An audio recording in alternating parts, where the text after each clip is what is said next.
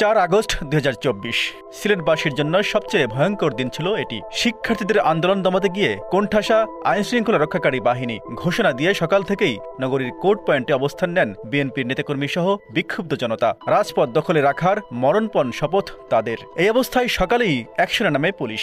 মুহুর্মুহু গুলি, টিয়ারশেলের মুখে তখন টিকে থাকাই দায়। রণক্ষেত্র হয়ে যায় কোর্ট পয়েন্ট। সংঘর্ষ চলছে, সম্মুখ সমর থেকে পিছু হটে সরকার বিরোধীরা।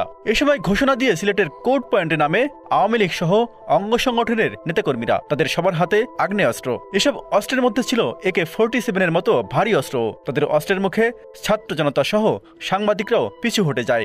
এমন ভয়ানক দৃশ্য আর কখনোই দেখেনি সিলেটবাসী। মুহূর্তেই পুরো শহর কেঁপে ওঠে গুলির শব্দে। তারপর আন্দোলনকারীরা একে একে মাটিতে লুটিয়ে পড়তে থাকে, যাদের অনেকেই লাশ হয়ে যায়।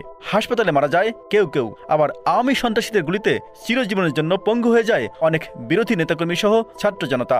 দিন গড়িয়ে বছর, আর বছর গড়িয়ে নতুন বছর আসবে, কিন্তু 24-এর সেই ভয়ঙ্কর 4 আগস্টের কথা কোনো দিনই ভুলতে পারবে না সিলেটবাসী।